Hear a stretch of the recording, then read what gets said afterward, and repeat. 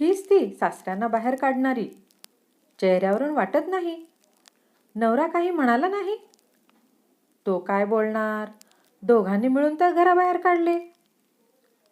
पेंडसे काकू आणि मेहताबेन आसावरीला ऐकू जाईल अशा रीतीने बोलत होत्या. आसावरीला आता याची सवय झाली होती.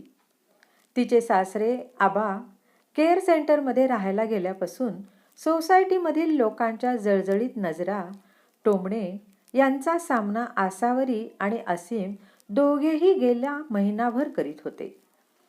आबा सोसायटीमधील उमदे व्यक्तिमत्व, सगळ्या कार्यक्रमात कामात सक्रिय उत्साही सहभाग, त्यामुळे सोसायटीमधले एकदम पॉप्युलर सिनियर सिटीझन. आबांना लोकांमध्ये रमायला आवडायचे. धडपड्या आबांनी स्वभावानुसार विविध उपक्रम सुरू केले. सोसायटीमधील कार्यक्रमांचा पुढारीपणा आबांकडे होता. एकुलता एक मुलगा असीम आणि वर्षापूर्वीच घरात आलेली सून आसावरी यांच्यासोबत राहत होते.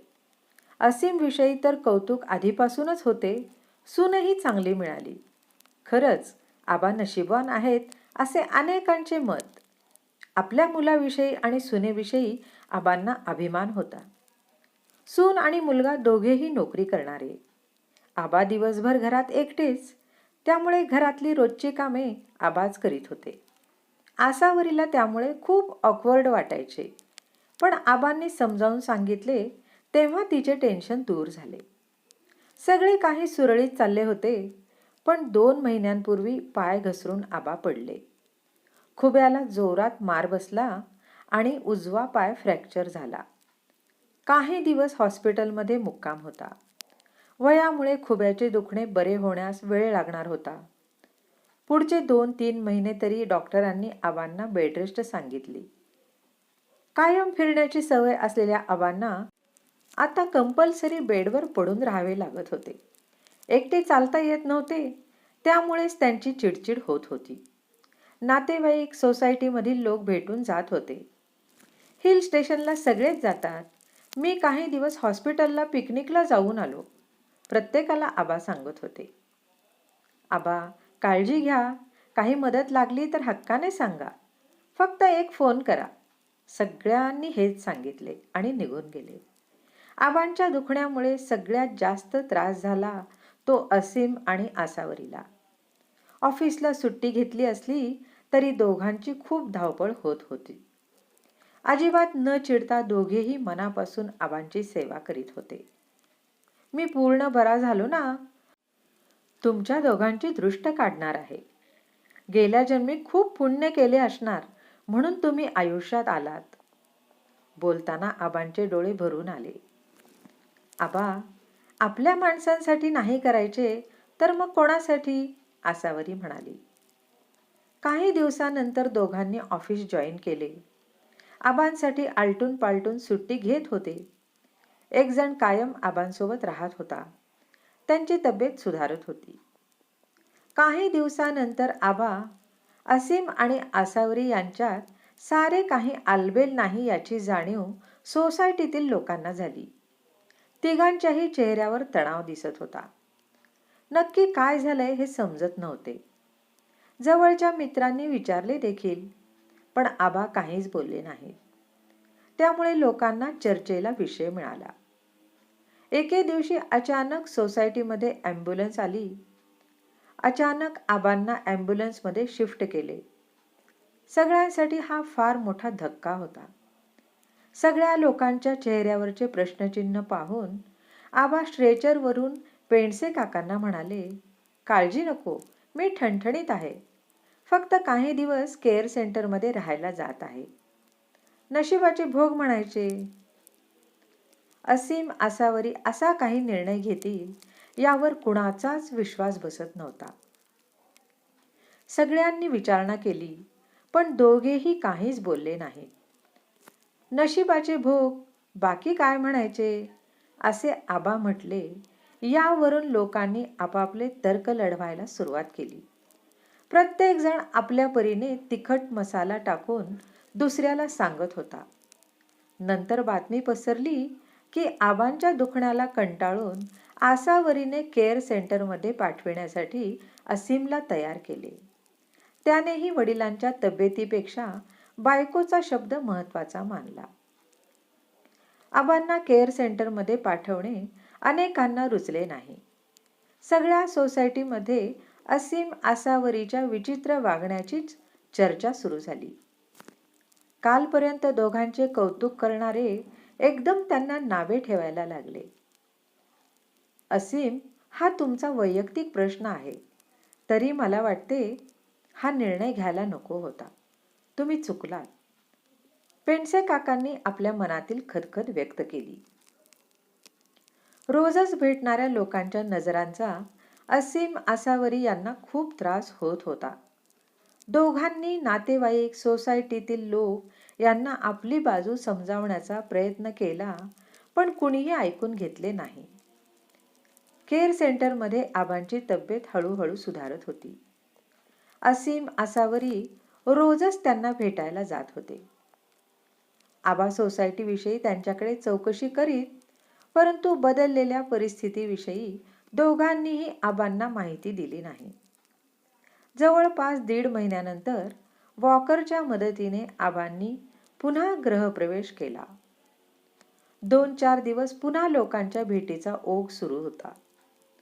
लोक आबांची आस्थेने विचारपूस करीत होते, पण असीम आसावरीकडे विचित्र नजरेने पाहत होते. त्यांच्याशी बोलत नव्हते. चाणाक्ष आबांच्या नजरेतून ही गोष्ट सुटली नाही. परवा रविवारी सकाळी 9 वाजता आमच्या घरी या, महत्त्वाचे बोलायचे आहे. आबांचा मेसेज सोसायटीमधील पेंडसे, मेहता, पवार, कुदळे, साठे, जोशी, शहा यांना मिळाला. सगळे आबांच्या घरी जमले, पण कोणीच मोकळेपणाने बोलत नव्हते. वातावरणात एक तणाव होता.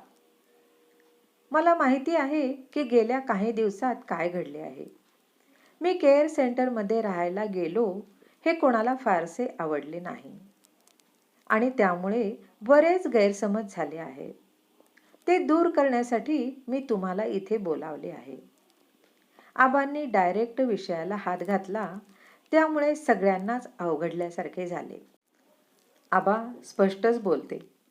आजारी माणसासोबत असे वागणे योग्य नाही. आम्हाला या दोघांचे वागणे अजिबात पटले नाही. साठे काकू असीम आसावरीकडे पाहत म्हणाल्या. खाया पिया कुछ नहीं और गिलास तोडा 12 आना, आबा म्हणाले. म्हणजे वाघाचे पंजे. केअर सेंटरला जाण्याची आयडिया माझीच. मीच आग्रह केला किंवा हट्ट केला म्हणून यांचा नाईलाज झाला. याच गोष्टीवरून कधी नव्हे ते आमच्यात वादही झाला. जे झाले यात या दोघांचा काहीच दोष नाही. उलट या दोघांचा केअर सेंटरला प्रचंड विरोध होता. आबा काय सांगताय काय? पेंडसे काका म्हणाले. हो, मी सांगतोय ते 1000% खरं आहे. माझ्या आजारपणामुळे सगळ्यात जास्त फरफट झाली ती या दोघांची. पण एकदाही यांनी जाणवू दिले नाही.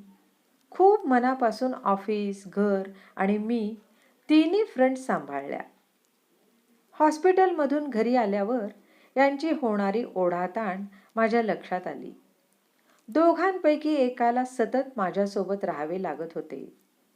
सोबत त्यांची ऑफिसची टेन्शन होतीच. अजून किती दिवस ते रजा काढणार? त्यात मला बरे होण्यासाठी अजून काही वेळ लागणार होता. म्हणूनच केअर सेंटरची आयडिया माझ्या डोक्यात आली. माहिती काढली. केअर सेंटरला बेड रिडन पेशंटची सर्वतोपरी काळजी घेतली जाते हे समजले. फक्त आपल्याला त्याचे पैसे मोजावे लागतात. हे दोघे अजिबात तयार नव्हते, पण समजावून सांगितल्यानंतर नाखुशीने तयार झाले. अरे देवा, असीम आसावरी, माफ करा, आमच्याकडून घोडचूक झाली. पेंडसे काकांनी हात जोडले. हो ना, फारच वाईट वागलो तुमच्याशी. सॉरी हं, मेहताबेन म्हणाल्या. मंडळी, तसं पाहिलं तर तुमचा समजुतीचा घोटाळा झाला, कारण आपल्याकडे वयस्कर लोकांना केअर सेंटरला किंवा ओल्ड एज होममध्ये पाठवले म्हणजे सगळा दोष घरच्यांनाच दिला जातो. सगळी सहानुभूती सिनियर सिटीजनलाच मिळते. तरुण पिढीला लगेच नालायक ठरवले जाते, पण त्यांची बाजू ऐकून घेतली जात नाही.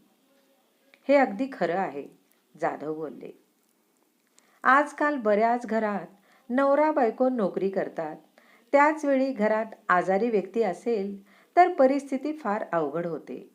हे मी जवळून अनुभवले. मला या दोघांनी भक्कम आधार दिला. खूप ओढाताण झाली दोघांची, पण कधीच कुरकुर केली नाही. खरंच मी खूप नशीबवान आहे. भरल्या डोळ्यांनी आबांनी दोघांना जवळ घेतले. आसावरी, असीम, तुम्ही खरंच ग्रेट आहात आणि आजच्या काळात तर दुर्मिळ आहात. काहीही चूक नसताना सगळं काही सहन केले, कधीही उलट उत्तर दिले नाहीत. तुमच्या कौतुकासाठी शब्दच पुरेसे नाहीत. शतायुषी व्हा. कुदळे आजोबांनी आशीर्वाद दिला. एकदम उभे राहा टाळ्या वाजवून असीम आसावरीचे सगळ्यांनी कौतुक केले. तेव्हा दोघांचे डोळे पाणावले. रसिक हो, अशाच मनाला स्पर्श करणाऱ्या कथा ऐकण्यासाठी चॅनलला सबस्क्राईब करा आणि कथा आवडली असेल तर लाईक, शेअर, हाईप करा. लवकरच भेटूयात पुढील कथा घेऊन. जय श्रीराम.